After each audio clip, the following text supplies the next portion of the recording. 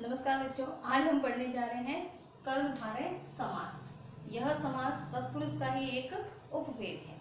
क्या है कर्मधारय समास? जिस तत्पुरुष में एक पद उपमेय का तात्पर्य होता है जिसकी तुलना की जाए या विशेषण हो, तथा दूसरा पद उपमान। क्या तात्पर्य होता है उपमान का? जिससे तुलना की जाए या विशेष्य हो, उसे कर्मधारय तत्पुरुष कहते हैं। तो क्या है कर्मधारय समास में? या तो एक पद उपमेय उपमान होगा, क्या होगा? उपमेय या उपमान, या विशेषण या विशेष्य होगा, उसे हम कर्मधारय समास कहते हैं। क्या है उदाहरण से हम समझ लेते हैं। जैसे पहला है नील कमल, ठीक है ना। कमल की विशेषता है कि वो क्या है? नीला है, ठीक है ना। तो इसका समास विग्रह क्या होगा? नीला है जो कमल। नील गगन, गगन कैसा है? नीला है। तो नीला तो क्या होगी? इसकी विशेषता हो गई, ठीक है ना। इसलिए ये तो नीला क्या है? विशेषण हो गया, और गगन क्या है? विशेष्य है। समास विग्रह क्या होगा? नीला है जो गगन। महात्मा, आत्मा की विशेषता है कि वो कैसी है? महान है, ठीक है ना। ये आत्मा की विशेषता है कि वो महान है। समास विग्रह क्या होगा? महान है जो आत्मा। महादेव, देवता की विशेषता है कि वो कैसे है? महान है, ठीक है ना। तो ये महान क्या हो गया? विशेषण हो गया, और देव क्या हो गया? विशेष्य हो गया। समास विग्रह क्या होगा? महान है जो देव। हाँ, महर्षि, ठीक है ना। ऋषि की विशेषता क्या है? कि वो महान है, ठीक है ना। तो समास विग्रह क्या होगा? महान है जो ऋषि। का पुरुष है ना। पुरुष की खासियत क्या है कि का यानी कायर, ठीक है ना। तो समास विग्रह क्या होगा? कायर है जो पुरुष। वीर बाला का मतलब होता है लड़की की क्या विशेषता है? कि वो कैसी है? वीर है, बहादुर है, ठीक है ना। तो समास विग्रह क्या होगा? वीर है जो बाला। पीतांबर, अंबर का मतलब होता है वस्त्र, और पीत का मतलब होता है पीले, ठीक है ना। तो कपड़ों की क्या खासियत है? कि वो कैसे हैं? पीले रंग के हैं। तो समास विग्रह क्या होगा? पीले है जो वस्त्र। सज्जन, ठीक है ना। जन यानी होता है लोग, और सत मतलब अच्छे, ठीक है ना।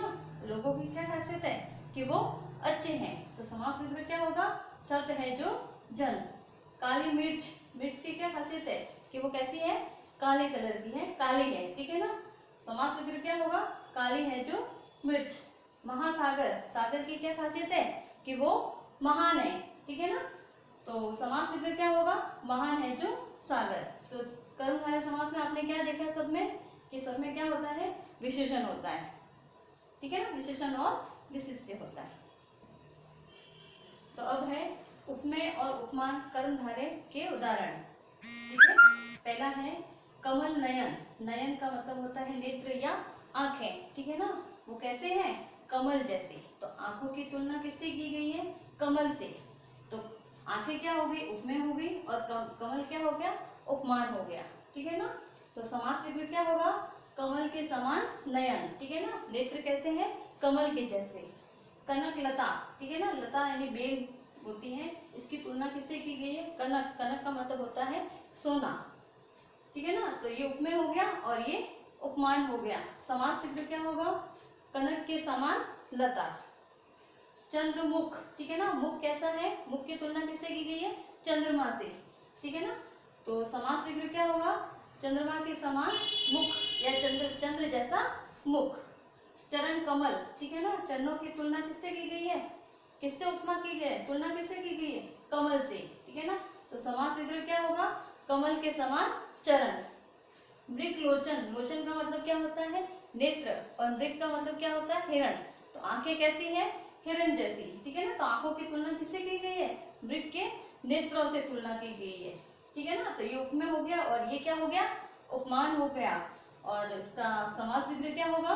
मृग के समान लोचन। क्रोधा अग्नि, ठीक है ना। क्रोधा अग्नि, ठीक है ना। तो क्रोध की तुलना किससे की गई है? अग्नि के समान क्रोध है। तो समास विग्रह क्या होगा? क्रोध रूपी अग्नि। तो इन सारे एग्जाम्पलों में, अपने उदाहरणों में क्या देखा? कि इसमें क्या है? किसी की तुलना किसके साथ की गई है ना। उपमेय और उपमान दिया हुआ है।